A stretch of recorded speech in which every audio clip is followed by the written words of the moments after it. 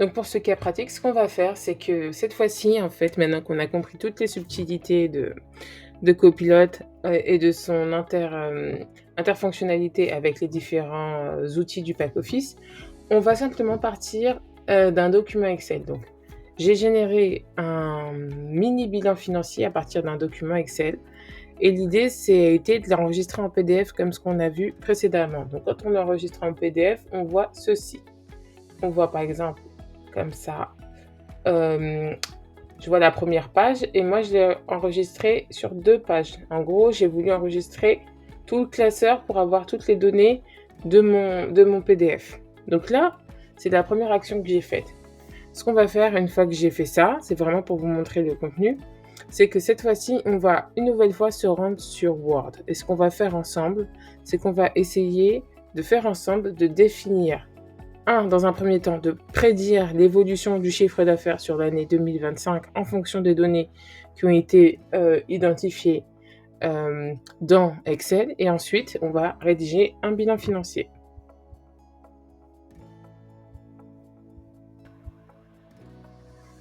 On est sur Word et là, vous pouvez voir, j'ai bien mon bilan financier, celui que je vous ai présenté à côté, mais j'ai également mis ce document. Donc, j'ai réalisé une présentation fictive d'une entreprise qui s'appelle Copernic Co.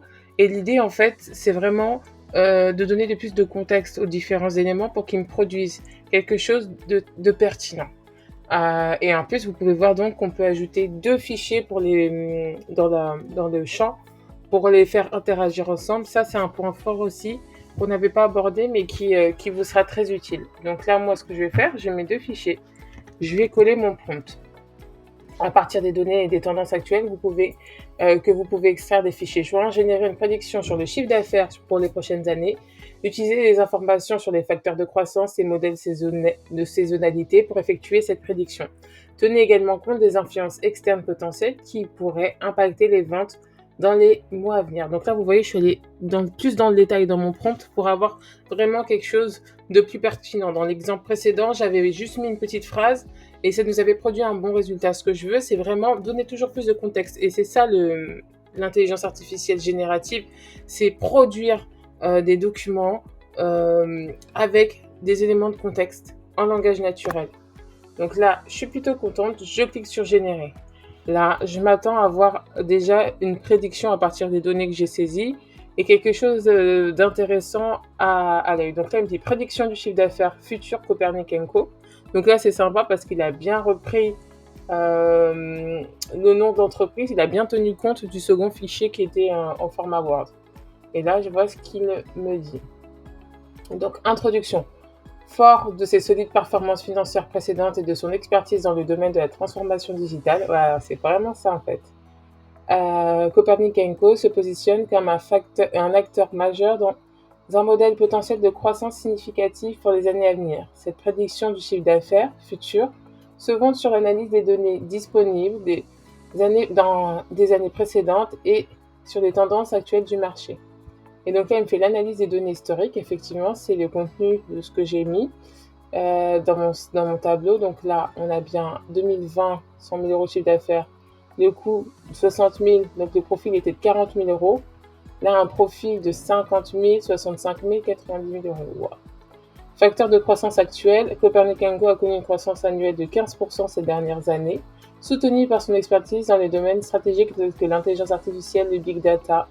En outre, l'entreprise bénéficie de solides bases de ses 200 clients. Vraiment, elle a fait quelque chose de pointu là. Je ne peux pas le négliger. Influence externe potentielle, évolution technologique, le progrès rapide dans le domaine de l'IA, les tendances économiques, les réglementations, les changements de réglementation et de protection, la concurrence. Impressionnant. Prédiction du chiffre d'affaires futur. Et donc là, il m'a prédit le chiffre d'affaires futur sur les 5 dernières années en identifiant la croissance annuelle la croissance annuelle projetée de 15% observée. Je suis bluffée. Donc franchement, c'est pas mal. Là, il m'a mis scénario optimiste. Un scénario optimiste pourrait voir une accélération de la croissance grâce à des innovations technologiques majeures, une augmentation des investissements. Et dans ce cas, on aurait une augmentation annuelle, une croissance annuelle de 20%. Donc là, Vraiment, c'est bluffant. Le scénario pessimiste, elle sera à 10%. Et là, donc, on a une conclusion.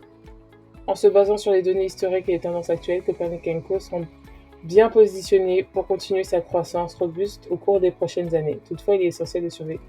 Franchement, là, je pense que nous pouvons en être témoins en empreinte, en ajoutant deux éléments de contexte. On a vraiment eu une présentation très, très, très intéressante et très pertinente pour l'entreprise. Je pense que là, prédiction sur le chiffre d'affaires, on a vraiment, vraiment eu ce qui nous... C'est bluffant, en fait. Vraiment, je suis impressionnée, en fait. Je suis impressionnée parce que je trouve que, en fait, le fait de rajouter deux documents, ça a encore plus permis de voir le contenu réel de ce qui était possible de réaliser. Donc voilà, n'hésitez pas à challenger la machine. Et je pense que vraiment, cette possibilité de pouvoir travailler avec Word, c'est un point vraiment fort. C'est un point très fort parce que dans Word, on peut ajouter des documents. On a vu Word. Là, j'ai ajouté un PDF, un Word. On a aussi la possibilité d'ajouter un PowerPoint comme élément dans lequel il viendra puiser les données.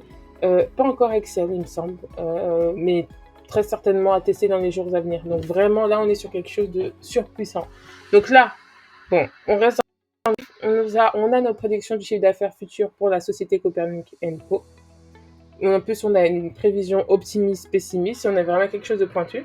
Ce que je vais venir lui demander cette fois-ci, c'est de créer un bilan financier par rapport à l'objectif premier qu'on s'était donné, avec une introduction, l'analyse des résultats et des graphiques. Donc ça va reprendre à peu près les données qu'on a vues.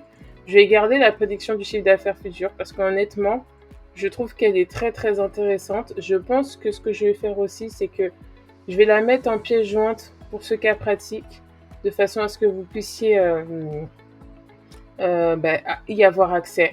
Et puis, ça va être intéressant pour vous de voir le potentiel qu'on peut produire. Et là, vraiment, on est sur un petit niveau, un petit joueur. On peut aller encore plus loin, je vous assure, en faisant des choses beaucoup plus complexes.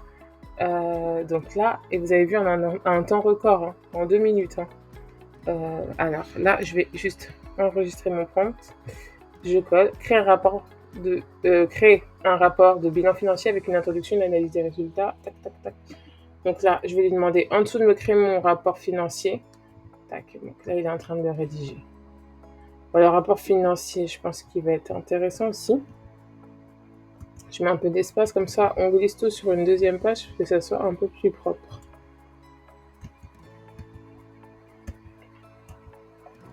Ouais.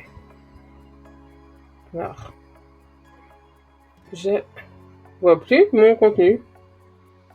Je vais retaper. Bon, j'ai fait peut-être je sais pas. J'ai eu un petit souci technique et je vais aller à du direct. Ah non, pas du tout, c'est en train de venir.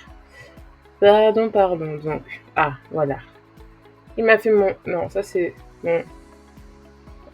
et c'est en train... Non, c'est en train de... Pardon, c'est en train de ramer. Donc, ouais, rapport financier. Donc, ouais, il a repris les résultats. Le rapport de bilan financier de Copernic & Co, année 2025-2029. Introduction. Le présent rapport du bilan financier vise à analyser la performance passée et projeter la croissance future de Copernic & Co en tenant compte des tendances actuelles du marché, des investissements en transformation digitale post-crise économique. Nous examinerons 2 scénarios de croissance optimiste, pessimiste afin de préparer l'entreprise à diverses éventualités. Analyse des résultats. Donc là, on reprend ce qu'il nous a dit. Scénario optimiste, scénario pessimiste. Graphique de projection, donc c'est pas mal. Croissance annuelle. Peut-être nous a mis les deux graphiques, celui pessimiste. Peut-être qu'il aurait dû préciser pessimiste, optimiste. Bon, on a du contexte. Et la conclusion. Franchement, ça fait écho à ce qu'on a vu précédemment. C'est vraiment pas mal. Je pense vraiment que là, il n'y a rien à dire. Parce qu'on pourrait peut-être... En plus, j'aurais pu... Peut-être que je me serais dit, parce que je pensais vraiment pas qu'il allait nous produire à ce point un document aussi qualitatif.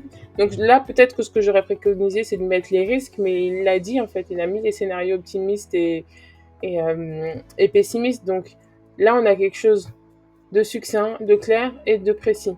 Après, il y a des petits ajustements à faire, par exemple, par rapport au tableau. Pour moi, ils sont pas bien positionnés. Il aurait dû les inclure ici, peut-être. Et puis, préciser, en fait, la nature des projections. On n'a pas encore la possibilité d'ajouter des graphiques tels que, tels qu'on les a dans Excel.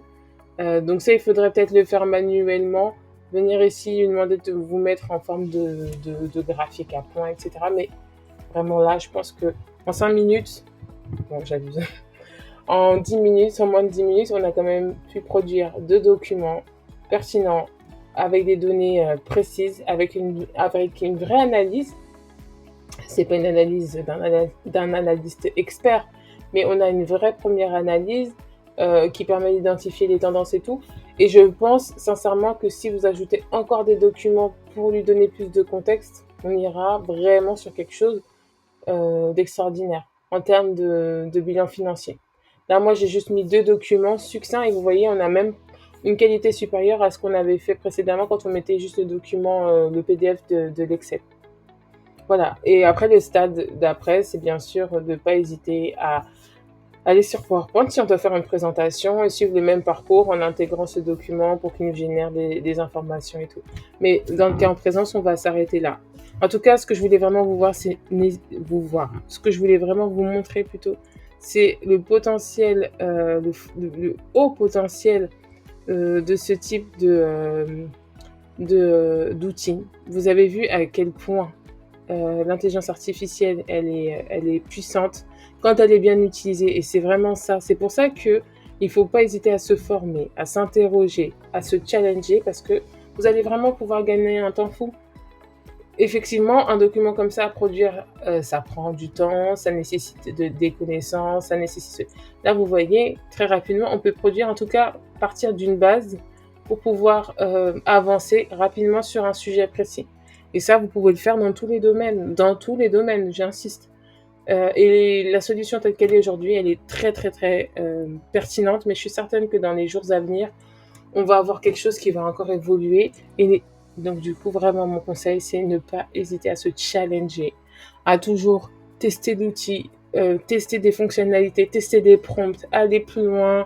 Et voilà. Donc, je vais prendre la pièce jointe, les documents que j'ai produits, je vais les mettre en pièce jointe, comme ça vous pourrez les télécharger, les consulter tranquillement à tête reposée et vous en inspirer si besoin pour la rédaction de vos supports.